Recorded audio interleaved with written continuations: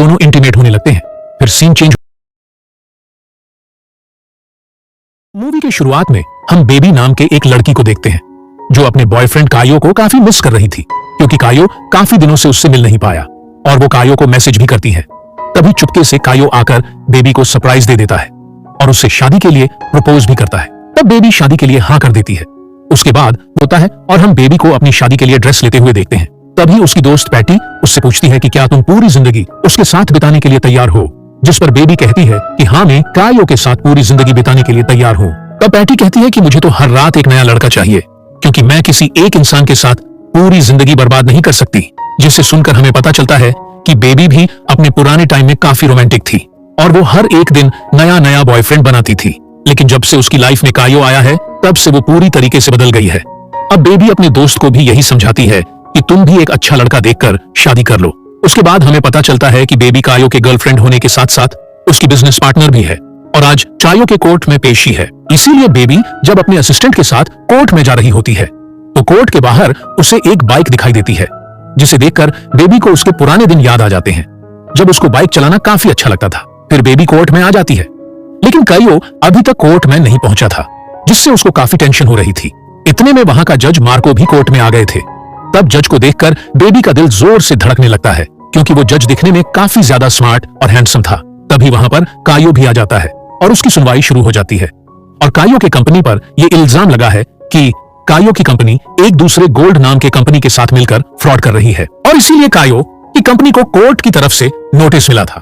उसके बाद कायो कोर्ट को थोड़े बहुत सबूत पेश करता है, जिसे देखने के बाद जज को पता चलता है कि कायो के कंपनी ने कोई भी फ्रॉड नहीं किया है। इसलिए जज उसके कंपनी को बाइज्जत बरी कर देता है। जिसके बाद कायो बेबी से गले मिलता है, लेकिन बेबी का ध्यान तो सिर्फ जज पर था। फिर हम देखते हैं कि कायो को कंपनी के काम से किसी दूसरे शहर जाना था, इसीलिए वो बेबी को गुड बाय कहकर दूसरे शहर के लिए निकल जाता है। उसके बाद हमें पता चलता है कि रात को बेबी की बैचलर पार्टी होने वाली है, इसीलिए वो अपने असिस्टेंट को भी पार्टी के लिए इनवाइट करती है, जिसका नाम थियागो है, जो कि उसका बेस्ट फ्रेंड भी है। लेकिन थियागो उस पार्टी में आने से मना कर देता है और बेबी अपनी नई जिंदगी शुरू करने वाली थी और वो अपनी सभी पुरानी यादों को मिटा देना चाहती थी। इसीलिए वो अपनी पुरानी बाइक को भी बेच देती है, जिससे उसको काफी लगाव था। उसके बाद हम बैचलर पार्टी में देखते हैं, जहां सिर्फ लड़कियां ही थी। तभी वहां पर एक लड़का अपने कपड़े उतारकर उनके सामने डांस कर रहा था और वो सभी लड़कियां उसको देखकर एंजॉय कर रही थी। उसके बाद वो सारी लड़कियां बेबी को गिफ्ट्स देती है, लेकिन एक गिफ्ट में बेबी को कुछ ऐसा मिलता है जिसे देखकर वो पूरी तरीके से टूट जाती है और इस गिफ्ट में कायो की कुछ तस्वीरें होती है, जिसमें वो किसी दूसरी लड़की के साथ इंटीमेट हो रहा था। उसके बाद बेबी अपने आप को एक वॉशरूम में लॉक कर लेती है, जिससे पैटी काफी परेशान हो जाती है। तभी वहां पर त्यागो भी आ जाता है और वो उसको समझाने लगता है, जिसके बाद बेबी बाथरूम से बाहर आ जाती है। लेकिन अब बेबी कायो से बदला लेना चाहती थी, इसीलिए वो उन दोनों को लेकर कायो के ऑफिस आ जाती है ताकि उस लड़की के बारे में और भी कुछ पता कर सके। लेकिन वहां का सिक्योरिटी गार्ड उन तीनों को अंदर जाने नहीं दे रहा था। तब वो तीनों उसको कन्विंस करते हैं कि बेबी की शादी तुम्हारे बॉस के साथ होने वाली है, इसीलिए बेबी तुम्हारे बॉस के लिए कुछ सरप्राइज लेकर आई है, जिसे रखने के लिए हमें अंदर जाने दो। तब उनकी बात सुनकर सिक्योरिटी गार्ड उनको अंदर जाने की परमिशन दे देता है, लेकिन वो सिक्योरिटी गार्ड भी उनके साथ जाने लगता है। तब पैटी उस सिक्योरिटी गार्ड को बहकाकर दूसरे कमरे में ले जाती है और उसके साथ इंटीमेट होने लगती है। दूसरी तरफ बेबी कायो के ऑफिस में चेकिंग करने लगती है। तभी उसे उस लड़की के बारे में सब कुछ पता चल जाता है कि वो लड़की कायो के साथ 2 साल से रिलेशनशिप में है, जिसे जानने के बाद बेबी को काफी गुस्सा आता है और वो वहां की सभी चीजों को तोड़ने लगती है। तब चीजों के टूटने की आवाज सुनकर गार्ड को शक होने लगता है, लेकिन पैटी उसको किसी तरह बिजी रख रही थी। फिर थोड़ी देर बाद वो चारों अपने अपने कमरों से बाहर आ जाते हैं और उस गार्ड को बाएं कहकर वो तीनों अपनी कार में आकर बैठ जाते हैं। तब बेबी कायो से बदला लेकर काफी खुश होती है, लेकिन अगले ही पल वो दुखी भी हो जाती है, क्योंकि कायो ने जो उसके साथ किया वो बहुत गलत था। उसके बाद काफी दिन बीत जाते हैं, लेकिन बेबी अभी तक रो रही थी, क्योंकि वो कायो को भुला नहीं पा रही थी। फिर एक दिन पैटी उसके घर आती है और उसकी ऐसी हालत देखकर वो उसको नया मेकओवर देने के लिए उसे ले जाती है और ये नया मेकओवर बेबी पर काफी अच्छा लग रहा था और साथ ही बेबी ने फैसला कर लिया था कि वो कायो के साथ बिजनेस पार्टनरशिप खत्म कर देगी। उसके बाद बेबी जज मार्को के पास अपना फाइल लेने जाती है, क्योंकि पेशी के दिन वो अपना फाइल यहीं भूल गई थी। तब बेबी को इस लुक में देखकर जज मार्को भी उस पर फिदा हो जाता है। फिर बेबी फाइल लेकर जैसे ही बाहर आती है, तभी उससे मिलने कायो आता है और वो उससे माफी मांगने लगता है, लेकिन बेबी उसको वहां से जाने के लिए कहती है, मगर कायो उसकी बात नहीं मान रहा था। तभी वहां पर जज आ जाता है। तब जज को देखकर कायो वहां से निकल जाता है उसके बाद जज मार्को और बेबी एक क्लब में जाते हैं और एक दूसरे से बातें करने लगते हैं। तभी हम देखते हैं कि एक लड़की मार्को की तरफ देख रही थी, इसीलिए मार्को उससे बात करने के लिए चला जाता है और बेबी भी उस क्लब से बाहर आ जाती है। फिर बेबी आज जो भी उसके साथ हुआ वो सब पैटी को बताने लगती है। उसके बाद बेबी अपने घर आ जाती है, जहां उसके घर का दरवाजा खुला हुआ था, और जैसे ही वो अंदर जाती है तो देखती है कि उसके घर का सारा सामान बिखरा हुआ है, जिसका मतलब यह है कि किसी ने उसके घर के अंदर आकर तलाशी ली है, जिसे देखकर वो काफी घबरा जाती है।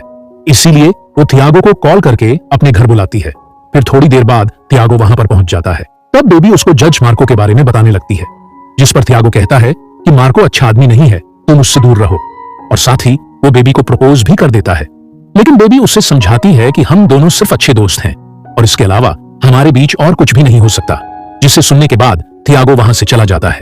अब बेबी अपनी लाइफ पूरी तरह से एंजॉय करने का डिसाइड करती है, इसीलिए वो अपनी पुरानी जिंदगी में लौटने के लिए अपनी बेची हुई बाइक वापस खरीद लेती है और अगले दिन वो बाइकर्स क्लब ज्वाइन करके उन लोगों के साथ एक ट्रिप पर चली जाती है। तभी हम देखते हैं कि उन बाइकर्स में से एक जज मार्को भी था।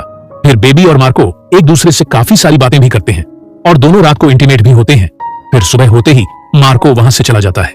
तब एक बाइकर बेबी को जाकर बताता है कि ये मार्को बहुत ही अजीब इंसान है, इसीलिए तुम उससे दूर रहो, जिसे सुनकर बेबी को काफी अजीब लगता है। उसके बाद हम देखते हैं कि बेबी अपने ऑफिस में होती है।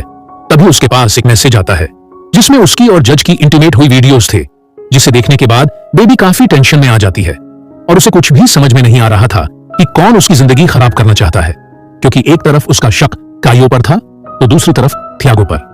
फिर कुछ दिन गुजर जाते हैं और हम देखते हैं कि बेबी ने कायो का लैपटॉप अनलॉक कर दिया है, जिसके अंदर कायो के सभी इलीगल कामों का काला चिट्ठा था और कायो की कंपनी पर जो भी फ्रॉड का इल्जाम लगा था वो बिल्कुल सच था।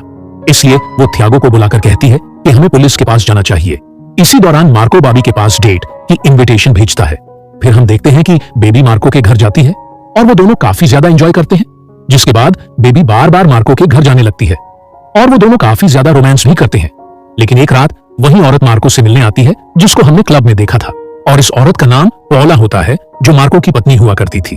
और जैसे ही बेबी को पता चलता है कि मार्को शादीशुदा आदमी है तो उसे काफी ज्यादा गुस्सा आ जाता है और वो अपनी बाइक लेकर वहां से निकल जाती है। फिर बेबी गुस्से में काफी तेजी से बाइक चला रही थी, जिसकी वजह से उसका एक्सीडेंट हो जाता है और अब बेबी को हॉस्पिटल में एडमिट करके ट्रीटमेंट किया जाता है। फिर वो पूरी तरह से ठीक होकर अपने घर वापस आ जाती है। तभी वहां पर मार्को भी आ जाता है और उससे माफी मांगकर कहता है कि मेरी सिचुएशन समझने के लिए मेरे साथ चलो।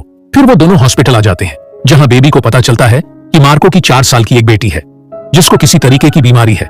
दरअसल पॉला जब प्रेग्नेंट थी तो वो हर तरह की नशा करती थी और इसी वजह से उनकी बेटी इस बीमारी के साथ पैदा हुई और यही कारण था कि मार्को पॉला के साथ नहीं रह पाया। तब उसकी बातें सुनकर बेबी को थोड़ा अच्छा लगता है। फिर अगले सीन में हम देखते हैं कि मार्को उस इंसान के बारे में पता करने की कोशिश कर रहा है जिसने बेबी का एक्सीडेंट करवाया था, और वो अपने असिस्टेंट से कुछ ऐसी चीज मंगवाता है जिससे कि वो बेबी के आसपास रहने वाले लोगों पर नजर रख सके। उसके बाद हम चायो को देखते हैं जिसको किसी ने काफी बुरी तरह से मारा है। तभी उसके पास हम थियागो को देखते हैं, जिससे हमें पता चलता है कि ये सारे गलत काम थियागो ही कर रहा था किसी गैंग के साथ मिलकर। और जब से बेबी ने कायो का लैपटॉप चोरी किया था तब से गैंग के लोग थियागो और कायो को ढूंढ रहे हैं ताकि उनसे अपना पैसा ले सके। अब इस सबसे बचने के लिए थियागो किसी भी तरह से बेबी को जान से मारना चाहता था, लेकिन ये सारी बातें मार्को सुन लेता है क्योंकि मार्को बेबी के सारे दोस्तों पर नजर रख रहा था। तब मार्को बार बार बेबी को कॉल कर रहा था, लेकिन बेबी का फोन साइलेंट मोड पर था। अब बेबी थियागो के साथ कायो के ऊपर पुलिस कंप्लेंट करवाने जा रही थी, लेकिन तभी थियागो उसको किडनैप कर लेता है। लेकिन बेबी की लाइव लोकेशन हमेशा एक ऐप के जरिए पैटी के पास होती है, इसीलिए मार्को पैटी से बेबी का लोकेशन लेकर उनका पीछा करने लगता है। और दूसरी तरफ थियागो बेबी को लेकर एक अंधेरे जंगल में आ जाता है जहां कायो एक गड्ढा खोद रहा था। दरअसल वो दोनों बेबी को मारकर वहीं पर दफनाने वाले थे। तब थियागो कायो से कहता है कि तुम बेबी को मारोगे, लेकिन कायो बेबी को नहीं मार पाता, इसलिए थियागो उससे गन लेकर उसको ही मार देता है। पर जैसे ही वो बेबी को मारने लगता है तभी वहां पर मार्को आकर थियागो से लड़ने लगता है, जिस दौरान मार्को को गोली लग जाती है और वो घायल हो जाता है। उसके बाद वो बेबी को गोली मारने ही वाला था कि तभी मार्को की असिस्टेंट आकर पीछे से उसको गोली मार देती है। फिर अगले सीन में हम देखते हैं कि मार्को पूरी तरह से ठीक हो गया है और उन दोनों ने शादी भी कर ली थी। और इसी के साथ ये मूवी यहीं पर खत्म हो जाती है।